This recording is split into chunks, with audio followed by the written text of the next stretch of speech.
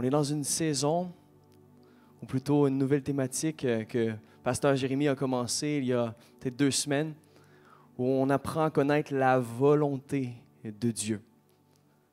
C'est important d'apprendre à discerner la volonté de Dieu. Dieu a une volonté qui est bonne, agréable et parfaite pour ta vie. Ça veut dire qu'il y a un bon plan, mais il y a un plan parfait. On peut faire des bons choix, mais on peut faire les choix de Dieu. Et Dieu veut nous amener à faire des choix inspirés du Saint-Esprit. Puis, alors que je préparais mon message, le Saint-Esprit m'a dit qu'il était pour renouveler l'intelligence de son peuple, de son Église. Romains 12, au verset 2, ça nous dit « Ne vous conformez pas au siècle présent, mais soyez renouvelés dans votre intelligence, afin de vivre, de discerner quelle est la volonté de Dieu, ce qui est bon, agréable et parfait. » Depuis mon tout jeune âge, ma mère m'a toujours dit ceci, « Le bon est l'ennemi du meilleur. » Des fois, on se satisfait des choses bonnes, puis on passe à côté du meilleur, de ce que Dieu avait en réserve pour nous avant même qu'on soit. Car avant même que tu sois ici sur cette terre, avant même que tu sois ici dans cette pièce, Dieu avait des projets de former pour ta vie, des projets de paix et non de malheur, afin de te donner un avenir rempli d'espérance. Et lorsqu'on le cherche, nous le trouvons, mais nous trouvons également ces beaux projets-là de préparer pour nos vies. Et nous avons l'opportunité de rentrer dans une belle aventure avec le Saint-Esprit qui nous conduit, qui nous dirige. Donc, juste avant de commencer, j'aimerais prier pour que Dieu puisse ouvrir nos yeux à sa volonté, pour qu'on puisse entendre le son de sa voix qui nous parle constamment. Mais des fois, on est bien distrait, car il y a des voix qui sont plus grandes que la sienne, que nous sommes ouverts à. Ce n'est pas que cette voix-là est plus grande que la sienne, mais c'est que cette voix-là est plus grande dans ton cœur. Et Dieu, aujourd'hui, veut renouveler ton intelligence. Alors, avec tous ensemble, fermons les yeux. Invitons le Saint-Esprit. J'ai dit, Saint-Esprit, sonde nos cœurs. Sonde nos cœurs aujourd'hui. Qu'on puisse entendre le son de ta voix seule. Que le son de ta voix puisse éteindre toutes les voix. Dans le nom de Jésus, nous nous ouvrons à ta volonté et nous disons, Père, notre Père qui est dans les cieux, que ton nom soit sanctifié, que ton règne vienne sur la terre comme au ciel, dans nos vies comme au ciel, que nous puissions connaître ta volonté. Merci parce que tu viens nous enlever du mauvais chemin, du chemin de notre volonté, et tu viens nous placer sur le rocher solide. Tu viens mettre nos pieds aujourd'hui sur le chemin, afin qu'on puisse connaître la vérité, afin qu'on puisse te connaître, qu'on puisse connaître la vie éternelle, Seigneur Dieu. Merci parce qu'on n'est pas obligé de mourir pour vivre le ciel. Oui, le voleur vient pour voler, égorger, détruire, mais toi, Jésus, tu es notre bon berger, celui qui nous conduit, celui qui est venu pour nous donner la vie en abondance. Nous sommes reconnaissants pour le prix que tu as payé sur la croix du Calvaire il y a plus de 2000 ans. Pour nous, à cause de nous. Et c'est seulement par toi que nous pouvons entendre les beaux projets que notre Père en réserve pour nous. Donc nous nous ouvrons à toi. Nous te souhaitons la bienvenue, Saint-Esprit.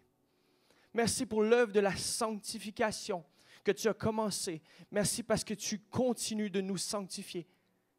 Renouvelle l'intelligence de ton peuple aujourd'hui, dans le nom précieux de Jésus.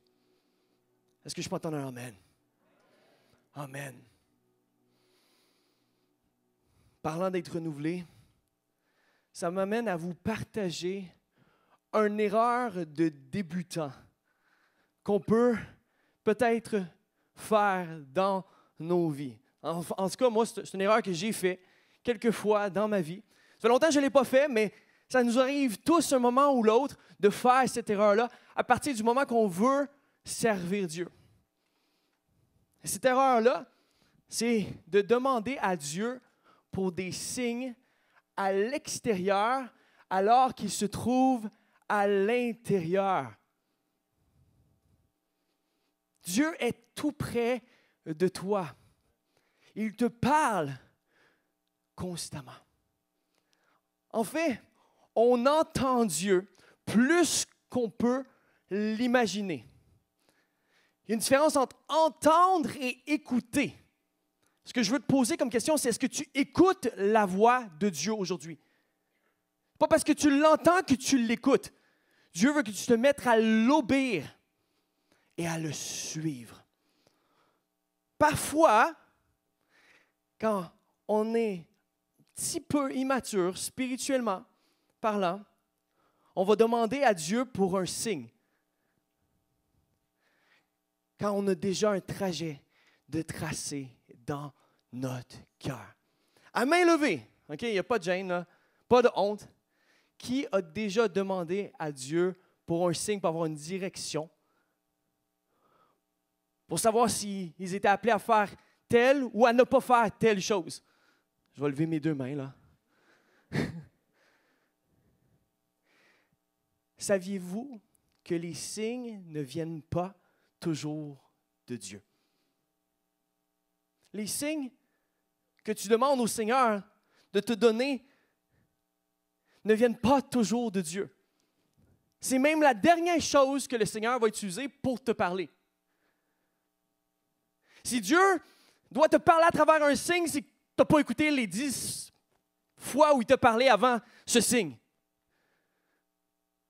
C'est glorieux, oui, de voir un ange apparaître devant nous, puis nous parler, puis nous dire « Ainsi parle l'Éternel ». Je n'ai pas encore vécu ça, puis pour être honnête, je ne sais pas si j'ai réellement envie de le vivre. Parce que si Dieu doit me parler à travers un ange, c'est que je n'ai pas écouté sa douce voix qui me parle constamment dans mon cœur. Je suis supposé d'être intime avec la personne du Saint-Esprit. Amen? Tu es supposé d'être intime avec la personne du Saint-Esprit. Si Dieu doit envoyer un ange pour te parler, c'est que tu n'as pas écouté sa voix. Et des fois, on demande à Dieu pour des signes à l'extérieur quand Dieu se trouve à l'intérieur.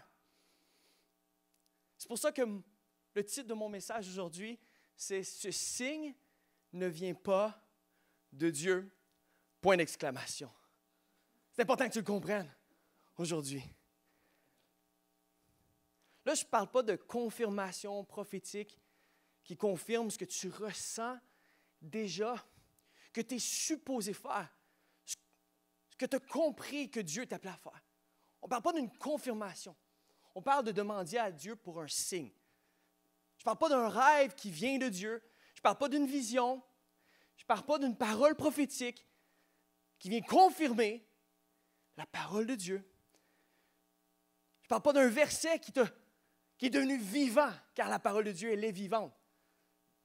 Mais je parle d'avoir un manque de conviction, qui est déjà péché, et de demander à Dieu pour un signe pour faire ce que nous voulons faire, ou pour faire une certaine chose qu'on n'est peut-être pas supposé faire.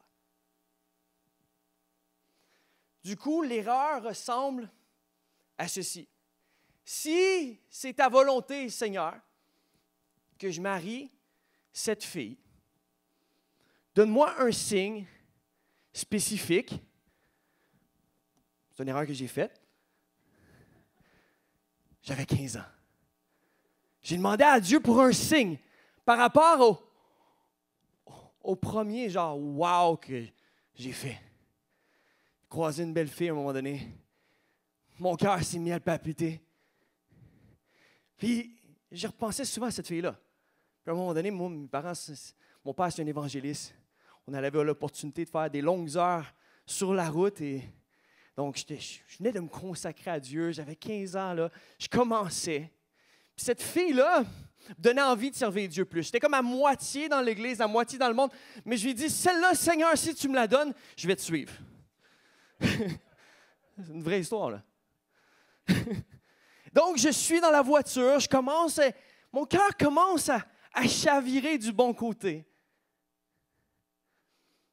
à m'attacher à l'Éternel. Et mon école m'avait donné un MacBook, là. Puis j'avais iTunes là-dessus, tu te souviens des MacBooks de Massé-Vanier? C'est un MacBook blanc. Puis sur mon vieux MacBook blanc de Massé-Vanier, j'avais iTunes, puis j'avais des chansons non chrétiennes et j'avais des chansons chrétiennes, ou plutôt des chants, des cantiques. Je n'appelais pas ça des cantiques à l'époque, mais...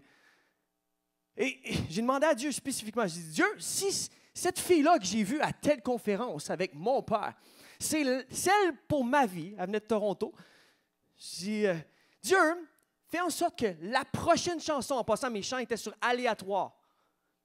Toutes les chansons de mon laptop étaient sur aléatoire, parce que j'aimais ça être random. J'ai fait en sorte que la prochaine chanson qui va jouer parmi mes 500 chansons, qu'elle soit Consuming Fire de Hillsong United. C'est une vraie histoire. J'ai mis ce signe-là devant le Seigneur. Devinez, c'était quoi la prochaine chanson? Consuming Fire. Je me suis mis à pleurer. Je dis, c'est bon, Seigneur, je veux vraiment te servir de tout mon cœur. Tu me donnes les désirs de mon cœur. Je veux faire de toi les délices. Je veux faire de toi mes délices. Amen.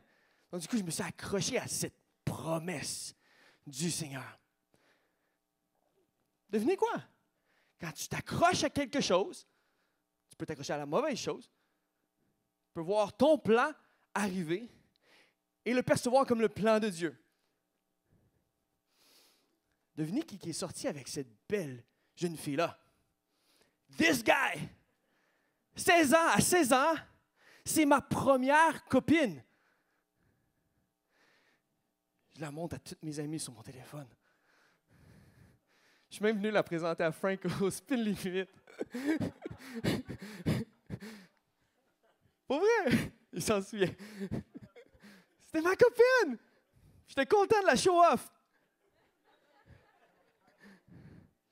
Donc, à 16 ans, hein, pour aller plus loin, juste pour être sûr, parce que je n'ai pas 100% la paix, bizarrement, je dis, Dieu, si c'est vraiment avec elle que je suis supposé me marier, c'est quand même une grosse décision. Là, à ce moment-là, j'ai fait de Dieu mon tout. J'ai vécu plein de belles choses, des délivrances, et Dieu a commencé à me sanctifier. Et là, j'ai envie de dire, Dieu, si c'est vraiment ta volonté, fais en sorte que, alors que je me trouve, là, j'étais pour être dans une conférence avec elle, j'ai fait en sorte qu'on reçoive une parole prophétique de ta part. Là, ça va vraiment me parler. Je vais savoir que c'est elle la bonne pour moi. Donc, à la conférence, je ne reçois pas une parole prophétique parce que, d'ailleurs, ça, c'est signe que tu es dans une bonne église quand on ne donne pas des paroles à propos des couples. Hein. Ce n'est pas une bonne chose à faire. Toutes les paroles prophétiques que j'ai entendues à propos des couples qui n'étaient pas ensemble, ça a été des paroles prophétiques dans la chair. En tout cas, du moins, tous ceux que moi j'ai entendus qui ont reçu des paroles comme ça n'a jamais fonctionné, ça n'a jamais été ça. Donc moi, je sors de cette conférence-là, je vis une touche du Seigneur. Le Saint-Esprit était tellement là, qu'il nous a poursuivis dans la voiture. Dans la voiture avec sa mère et sa sœur, qui est très prophétique. Très, très prophétique. Il devait m'aimer, je devais être un bon choix pour sa fille. Tout à coup, on se met à prier dans l'auto. Et sa mère et sa sœur prennent ma main et sa main et nous joignent ensemble comme ça. C'est comme, attends, je vais le faire avec ma femme, la plus belle au monde.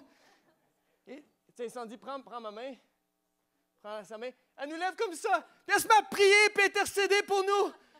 Merci Seigneur pour ce beau couple qui va te servir tous les jours de l'an. Moi, c'est comme, je me mets à pleurer, pas parce que le Saint-Esprit me touche, mais c'est parce que je vais avoir les désirs de mon cœur.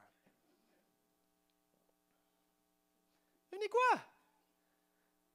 C'était pas la bonne. Et quand, au final, on a rompu, j'ai eu le cœur bien lourd et brisé. Est-ce que c'était le plan de Dieu que j'aie le cœur bien lourd et brisé? Absolument pas. Car Dieu a des projets de paix pour ma vie. Puis, il veut que je connaisse ces projets-là. mais j'ai été distrait par mes projets. Puis c'était réellement mes projets. Parce qu'à partir de l'âge de 13-14 ans, moi, j'ai recommencé à recevoir des paroles prophétiques qui me disaient que j'étais pour être pasteur et que j'étais pour utiliser la télévision pour prêcher l'Évangile. Et devinez quoi? Ses parents étaient animateurs de la plus grande télé au Canada chrétienne. Et donc, moi, je le savais quand je l'ai vu la première fois, je savais que c'était la fille de ces animateurs-là. Ils sont beaux, ils passent à la télé. Ben, forcément, si Dieu m'appelle à faire ça, je dois être avec cette fille-là. Et sans m'en rendre compte, j'ai essayé de tisser tous les fils pour vivre ma volonté. Elle était appelée à être une missionnaire. D'ailleurs, aujourd'hui, c'est ce qu'elle fait. Elle est missionnaire à Gulu, au Ouganda. Moi, j'étais appelé au Canada. J'étais appelé au Canada. D'ailleurs, quand j'ai rencontré Laure, c'était important pour moi de lui dire que j'étais appelé au Canada. Puis, c'était important pour moi de lui dire que, même dans nos premiers rencontres, une des premières questions que je lui ai posées, c'est « Est-ce que tu te sens appelé avec la femme d'un pasteur? » Parce que je savais ce que Dieu m'appelait à faire. Je n'étais pas pour dévier. J'avais appris de mes erreurs. Je voulais vivre la volonté. Il faut être prêt à vivre sa volonté. Sa volonté est bien plus grande que celle que toi, tu peux essayer de peindre par tes propres forces. Donc, c'est à ça que ça ressemble un « Si, Seigneur, c'est ta volonté. Si, Seigneur, c'est ta volonté que je déménage dans l'Ouest canadien pour une autre fille. » J'en ai fait des erreurs avant 23 ans. J'en fais encore. Bien, Dieu fait en sorte que je puisse trouver un boulot rapidement, puis que je puisse me trouver un appartement. Devinez quoi? Le lendemain, j'ai un appel, et on me dit « Hey, tu ne serais pas intéressé à avoir un appartement avec telle personne, ça va coûter tant, puis en passant, mon beau-fils, il est contracteur, puis il aurait besoin de toi si jamais tu cherches un job en construction. » Pour ceux qui me connaissent, ils savent que ce n'est pas le plan de Dieu que Samuel travaille en construction. Il y a encore des cadres qui n'ont pas encore été posés chez moi. Priez, intercédez pour ma femme, que Dieu puisse la revêtir de sa grâce. Amen. Thank you, Jesus. On a besoin de la grâce de Dieu. Et sa grâce nous permet de comprendre que le Saint-Esprit a un plan, puis il faut s'aligner avec ce plan-là. Mon but, ce n'est pas de te pointer, toutes les erreurs que tu as faites, parce qu'alors que tu m'entends, je sais que toi aussi, tu en as fait. Mais le Saint-Esprit veut tout simplement nous aligner avec sa direction aujourd'hui. Regardons une histoire ensemble. Il y en a plusieurs, alors que j'étais en train de vous dire ça, mais Samuel était en train de dire que, c'est d'ailleurs le titre de ton message, que ce signe ne vient pas de Dieu. La parole parle de signes dans l'histoire de Gédéon. Ben, regardons le contexte de cette histoire-là aujourd'hui. Dans Juge 6, au verset 36. Gédéon dit à Dieu, ça va être ici. On a juste un des versets? Ouais, ok, on les a tous, c'est cool. Gédéon dit à Dieu, si tu veux délivrer Israël par ma main, comme tu l'as dit, voici, je vais mettre une toison de laine dans l'air. Si la toison seule se couvre de rosée et que tout le terrain reste sec, je connaîtrai que tu délivreras Israël par ma main, comme tu l'as dit. Il arriva ainsi le jour suivant, il se leva de bon matin, pressa la toison et en fit sortir la rosée, qui donna de l'eau plein une coupe.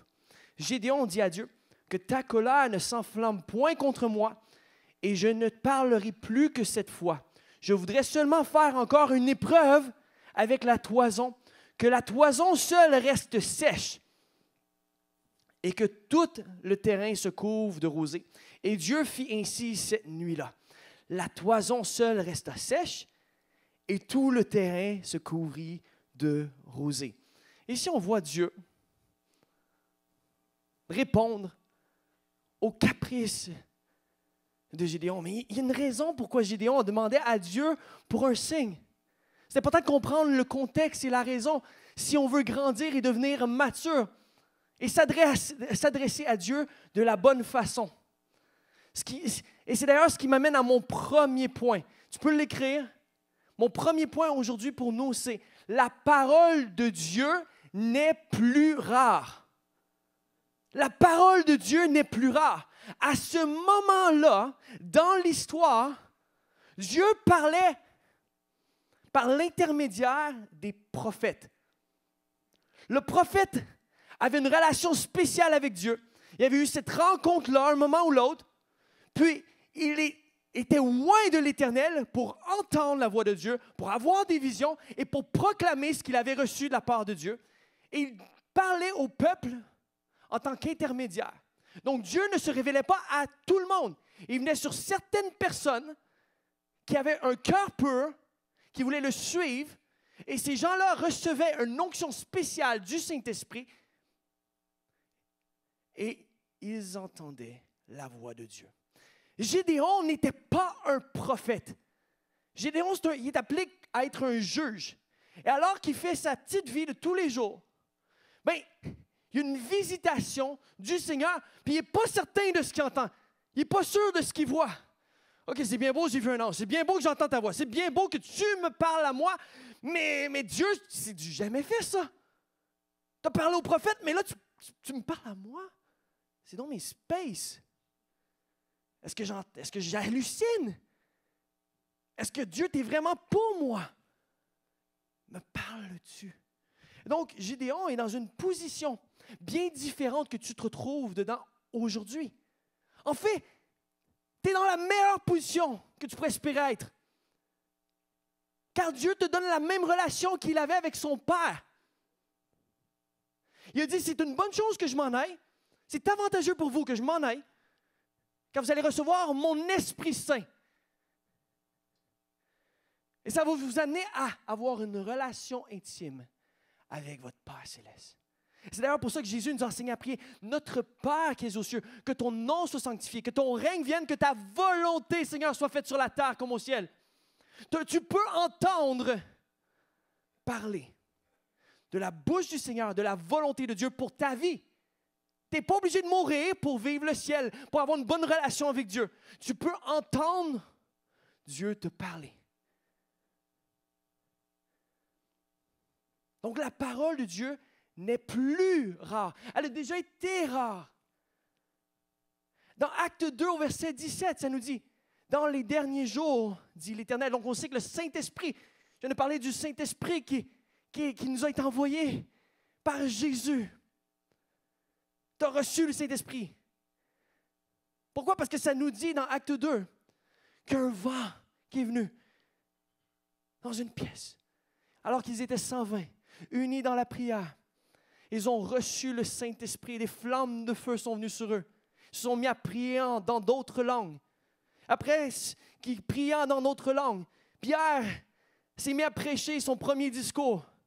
Puis il dit, dans les derniers jours, dit l'Éternel, on se retrouve comme dans les jours de Joël. Dans les derniers jours, dit l'Éternel, je répandrai mon esprit sur toute chair. Vos fils et vos filles prophétiseront. Vos jeunes gens auront des visions et vos vieillards auront des songes. Oui, sur mes serviteurs. Répète après moi, je suis un serviteur. Donc Dieu m'a donné, tu peux le répéter, donc Dieu m'a donné son Saint-Esprit. Oui, sur mes serviteurs et sur mes servantes. Dans ces jours-là, je répandrai mon esprit et ils prophétiseront. On n'est plus dans le vieux modèle. Nous avons maintenant cette relation-là avec Dieu. Comme les prophètes de l'Ancien Testament. Amen. That's good news. La parole de Dieu n'est plus rare. Elle a déjà été rare. Comme dans les jours de Samuel. Samuel, dans 1 Samuel 3, au verset 1, ça nous dit, le jeune Samuel était au service de l'Éternel devant Élie. La parole de l'Éternel était rare en ce moment-là. Les visions n'étaient pas fréquentes. Dans ces temps-là, la parole de Dieu était rare. Mais on n'est plus dans cette époque. C'est pour ça que c'est exclusif seulement à Gédéon de demander à Dieu pour un signe. Car on est dans une meilleure position que dans l'Ancien Testament. Dieu fait une alliance avec toi. D'ailleurs, Jésus va même à dire ceci dans Matthieu 16, 3 jusqu'à 4. On va le lire dans la version Darby. Ça dit, « Les pharisiens et les sadducéens abordèrent Jésus. Et pour l'éprouver, les pharisiens et les sadducéens, ce n'étaient pas des bons jacks. Ils veulent éprouver Jésus. Pour l'éprouver, lui demandèrent de leur faire voir un signe venant du ciel. Puis Jésus va leur répondre, une génération méchante et adultère, recherche un signe, un miracle, d'autres versions disent, et il ne lui sera pas donné de signe si ce n'est le signe de Jonas. Et il les laissa et s'en alla.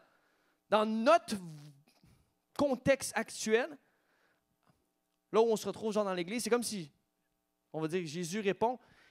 Ça dit qu'il répond, puis il les laisse tout de suite après. Il prend son micro, puis il le drop par terre. Quand un stand-up fait ça, est-ce que vous avez déjà vu un stand-up faire ça? Si je faisais ça dans l'église, ça serait super effronté. Je ne ferais pas ça ce matin. mais c'est ce que Jésus fait. Il dit quelque chose d'important. C'est comme son punch. Quand un comédien, un stand-up dit quelque chose qui est comme hot, puis là, la crowd fait « Wow! » Il drop le mic, les gens sont encore plus époustouflés. Ça veut dire que ce qu'il a dit, c'était bon, c'était important, c'était important.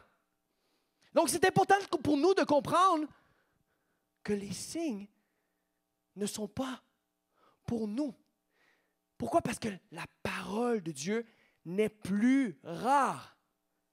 Une génération méchante et adultère recherche un signe et ne lui sera pas donné de signe. Jésus compare même ça à l'adultère. Car lorsqu'on demande à Dieu pour un signe à l'extérieur, on oublie qu'il est à l'intérieur. On oublie qu'il est tout près de nous. C'est comme si je me retrouve avec ma femme, puis à la place de lui parler de vive voix, je décidais de la texter. C'est comme si on demanderait à la personne à côté de nous, « Je ne veux pas t'entendre, je veux que tu me textes. Je veux que tu fasses ressortir ce que tu veux vraiment me dire par un moyen. Envoie-moi un email. C'est vieux comme les dinosaures. Envoie-moi un email. Parle-moi d'une autre façon. En gros, c'est ta voix n'est pas assez. Tu me parles, mais je n'ai pas envie d'être concentré sur ce que tu me dis. J'ai envie d'être concentré sur autre chose. Je veux vraiment savoir que c'est toi. Au fin fond, ça vient d'un sentiment d'insécurité.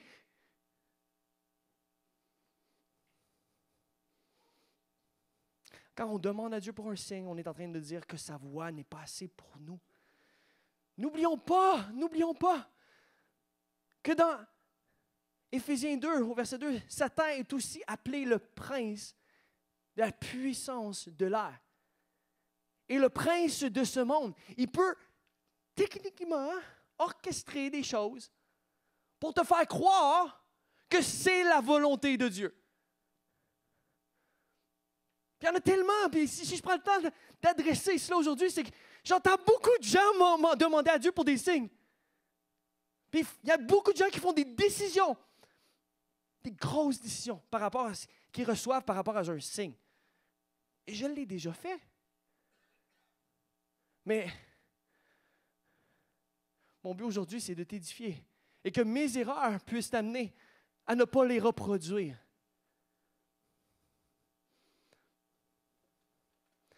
Si le diable peut t'amener à penser que tu vis le plan de Dieu sans que tu le vives, tu t'auras fait voler.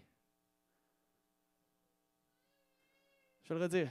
Si le diable peut t'amener à penser que tu vis le plan de Dieu sans que tu le vives, tu te fait voler. Je ne veux pas que tu te fasses voler aujourd'hui. Oui, le voleur vient pour voler, égorger, détruire. Mais Jésus, c'est un bon berger. On doit écouter la voix du bon berger. Mon deuxième point aujourd'hui, c'est ce signe ne vient pas de Dieu. C'est dit du message. Ce signe-là ne vient pas de Dieu. Pour certains, tout peut être un signe du Seigneur. Tout. Genre, j'ai vu une annonce pour une nouvelle voiture sur Instagram. C'est certainement Dieu qui veut que je me l'achète. C'est un signe. Je parlais de ça avec ma femme hier. Oh, mais ça s'appelle le gouvernement qui écoute toutes tes conversations. Ça s'appelle Big Brother. Ouais, s'il te plaît. Merci.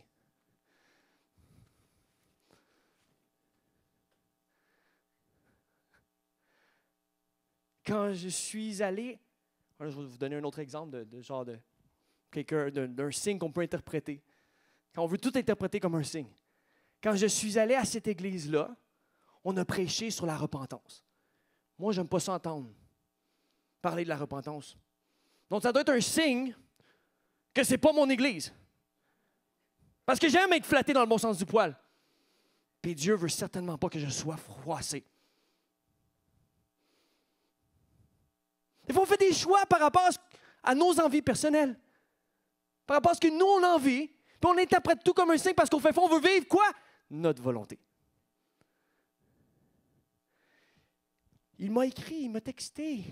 Ça faisait des mois qu'il ne m'avait pas texté. J'ai pensé à lui cette semaine, j'ai fait une petite prière. Il m'a texté cette semaine. Ça doit être lui le bon. C'est une relation toxique, bro. Girl. On va prier pour toi. Je vais prendre une gorgée d'eau.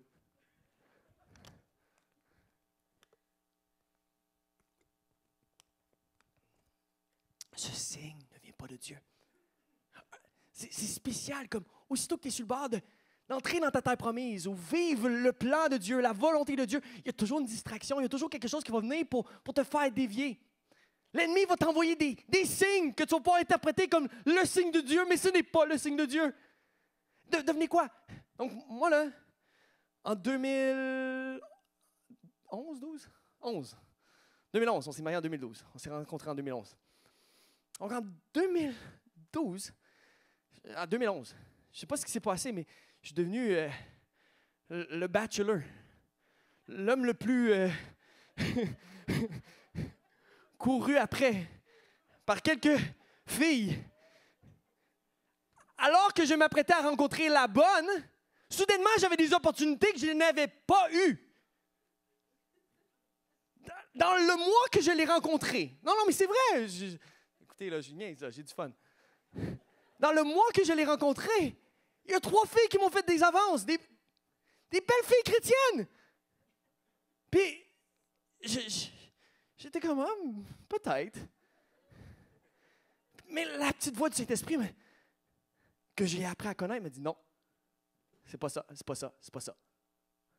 faut être attentif à sa voix, il faut apprendre à connaître sa voix. Donc, c'est bon d'être dans ce type de thématique-là, parce qu'on va apprendre à discerner la voix de Dieu, à connaître sa volonté. Et devenez quoi? Alors que je me retrouve en couple avec là, je ne suis pas encore attaché à elle, on commence juste à se fréquenter, on n'est pas en couple, mais on commence à se fréquenter. Moi, j'ai flashé. Au moment que je l'ai vu, toutes les fois, puis je ne sais pas si vous connaissez ça, ça fait partie de mon témoignage. À partir de 16 ans, j'ai vraiment dit, Dieu, je vais te donner mon tout. J'ai comme rompu avec mon ex, qui était la première fille que je vous avais parlé tout à l'heure. Et donc, à ce moment-là, j'ai dit, Dieu, je vais attendre la bonne.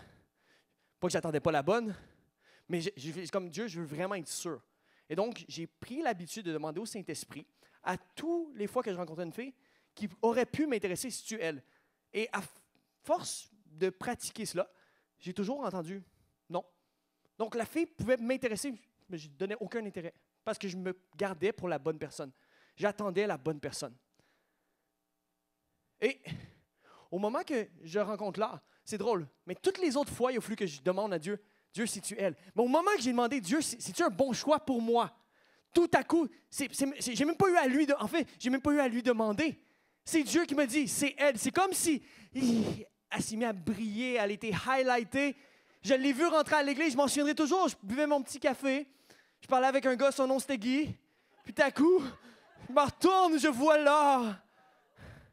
La plus belle femme au monde pour moi. Hein? Pour moi. Hein?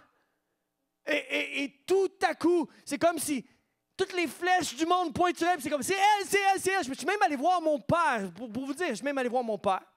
Et je suis allé lui dire, j'ai rencontré ma femme. Je n'ai pas parlé, mais je l'ai rencontré. Il dit, va pas lui dire. Tu vas lui faire peur.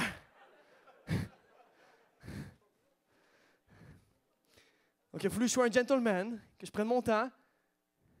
Mais alors que je commençais à la fréquenter, c'est bizarre. Comme... Ah non, là, j'ai comme pas le choix d'aller là parce que je suis allé là d'une façon. Il y a une fois où je n'ai pas écouté cela.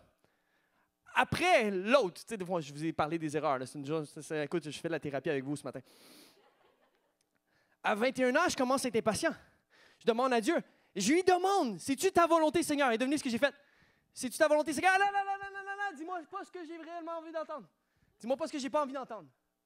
J'ai demandé à Dieu, sans nécessairement être à l'écoute, et il était trop tard, j'étais limite emboîté dans une mauvaise relation, qui a fait que j'ai eu le cœur brisé une seconde fois. Je me suis même fiancé avec la mauvaise fille. Et c'est pour cette fille-là que je suis allé dans l'Ouest canadien pour revenir le cœur brisé et pour après ça rencontrer ma femme dans le bon temps. Bref, mon point, c'est que là, je me retrouve en fréquentation avec Laure. Et devenez qui est revenu après plusieurs mois où je n'avais pas entendu parler d'elle. Mon ex-fiancée, elle me retexte. Je ne suis pas sûr d'avoir fait la bonne décision par rapport à toi, puis blablabla. Puis là, tout à coup, je me dis, c'est quoi cette histoire-là? Je commence à fréquenter elle, puis là, il y a l'autre. Et donc, je me suis retrouvé devant un choix. Et j'ai fait le choix de Dieu. Amen. J'ai dit, écoute, je fréquente quelqu'un, je ne suis pas intéressé, ce n'est pas le plan de Dieu. Sois béni. Je ne l'ai plus jamais retexté. Comprenez ce que je veux dire? Des fois, on interprète des choses comme des signes et ces choses-là nous font dévier du réel plan de Dieu. Pourquoi? Parce que Dieu a une volonté qui est bonne, agréable et parfaite.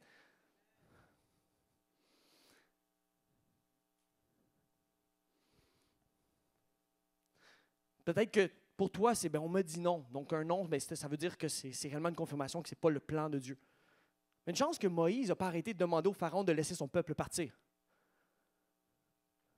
C'est important de ne pas marcher par la vue, mais de marcher par la foi.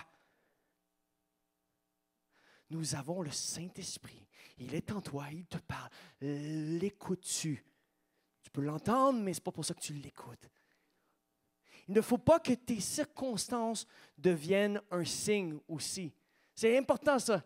Tes circonstances pourraient devenir un signe pour toi d'abandonner ou ce qui est réellement la volonté de Dieu, ou d'avancer, ou de ne pas avancer. Oui, d'avancer, excuse-moi. Vous comprenez ce que je veux dire. Je vais prendre comme exemple Benny Hinn. Benny Hinn, c'est un bon prédicateur, un bon enseignant. Mais Benny Hinn, il bégayait. Ça aurait pu être pour lui un signe de ne pas devenir prédicateur. Mais il avait reçu l'appel de Dieu. Puis il a demandé à Dieu de le guérir. Contrairement à Moïse, Dieu lui a offert de le guérir. Dieu a offert à Moïse de le guérir. Parce qu'on sait que Moïse souffrait du bégaiement. Je ne peux pas y aller, moi, Seigneur. J'ai un problème de diction. Et Dieu lui dit, regarde, c'est correct, regarde ce que je suis capable de faire. Je suis capable de te guérir. Et Moïse dit non. Dieu se fâche. Au final, il dit, bon, c'est correct, je vais prendre Aaron. Donc, ma question pour nous aujourd'hui, c'est est-ce que Moïse a vécu la volonté parfaite de Dieu? Non. La volonté parfaite de Dieu, c'était qu'il soit la voix, qu'il soit entendu par le Pharaon et par le peuple. Dieu veut t'utiliser pleinement, mais pour qu'il puisse t'utiliser pleinement, il va falloir que tu sois attentif à la voix et à la volonté parfaite de Dieu. Paul prêche à un moment donné. Paul, c'est un enseignant. Puis Paul prêche plus longtemps que moi en ce moment. Il se retrouve dans une chambre à prêcher et il y a un jeune homme qui est sur le bord de la fenêtre. Et alors qu'il prêche, le jeune homme, il tombe par terre. Et la Bible nous dit qu'il meurt. Paul descend en bas et dit « Ah, c'est correct, son âme est toujours en lui. Ne vous inquiétez pas. » Devinez c'est quoi qu'il a fait? Il n'a pas pris ça comme un signe qu'il devait arrêter la réunion. Il est remonté en haut. Puis alors qu'il est remonté, il s'est mis à continuer, puis ça nous dit qu'il a continué à prêcher toute la nuit. Des fois, hein, the show must go on. Ce que tu fais, tu dois continuer de le faire. Il y a des gars qui ont arrêté de prêcher pour des moins bonnes raisons, pour des choses bien moins pires que ça. Lui, il y a quelqu'un qui meurt littéralement dans son meeting.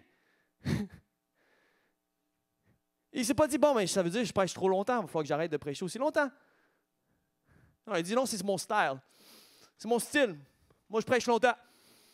J'aime m'entendre parler. Si vous êtes là, c'est que vous devez quand même aimer m'entendre. Restez attentifs, on continue la réunion. Je ne serai pas distrait par ce signe que je prêche d'une mauvaise façon, que je suis plate et endormant. Let's go! On continue toute la nuit, guys. C'est spécial. C'est vraiment spécial quand on y pense. Et Paul n'a pas laissé cette circonstance-là définir ce que Dieu voulait faire dans le cœur de l'Église. Puis devenez quoi? Le jeune homme a été ressuscité. Mais des fois, on s'attarde sur des choses. Puis on laisse des choses se dicter nos vies à la place de laisser Dieu parler et définir ce qu'on doit réellement vivre. Pourquoi est-ce que les pharisiens et les sadducéens ont-ils demandé pour un signe à Jésus? Car Jésus n'était pas ce qu'il voulait voir. Dans Isaïe 53, verset 1, ça dit « Qui a cru à ce qui nous était annoncé? Qui a reconnu le bras de l'Éternel? Il s'est élevé devant lui comme une faible plante, comme un rejeton qui sort d'une terre desséchée. Il n'avait ni beauté, ni éclat pour attirer nos regards. Et son aspect n'avait rien pour nous plaire. Méprisé et abandonné des hommes, homme de douleur. Jésus est cet homme de douleur et habitué à la souffrance, semblable à celui dont on détourne le visage. Nous l'avons dédaigné. Nous n'avons pas fait de lui aucun cas. Pourquoi? Car il n'avait ni beauté, ni éclat pour attirer nos regards. Les pharisiens et les sadducéens n'ont pas su reconnaître le Messie, le sauveur de l'humanité. Ils l'ont jugé, ils l'ont dédaigné, ils l'ont méprisé. Et c'est alors pour ça qu'ils lui ont demandé pour un signe. Des fois, on ne comprend pas ce que Dieu fait. C'est correct. Il faut lui faire confiance. Mais on va apprendre à lui faire confiance si nous apprenons réellement à connaître sa voix. Ce qui m'amène à mon troisième point aujourd'hui. Comment être sûr que Dieu nous parle? C'est simple. C'est très simple. Par la foi.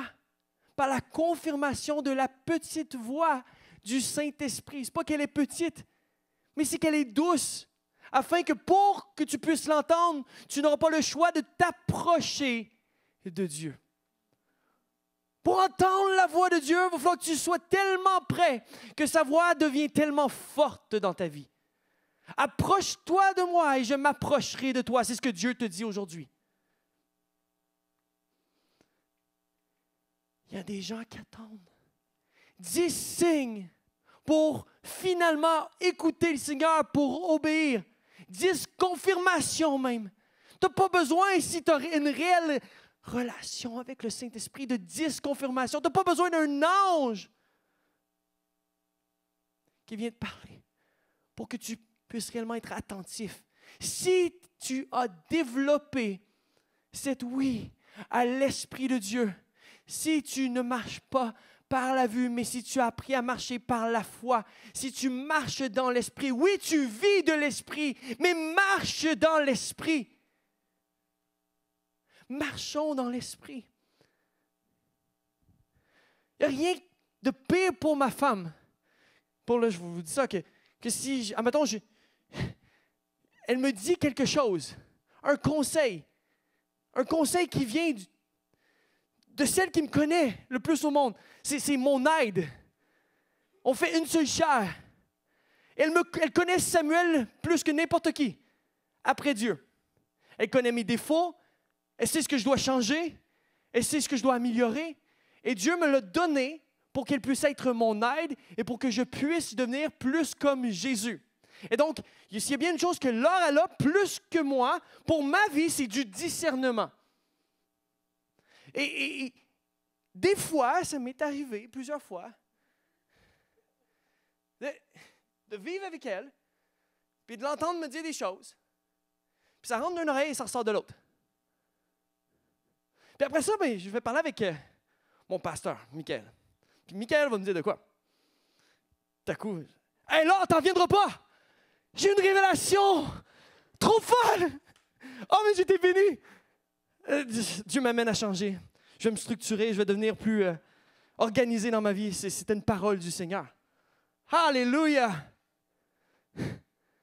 Sam, ça fait genre 10 fois que je te dis ça. Ça fait 10 ans que je te dis ça.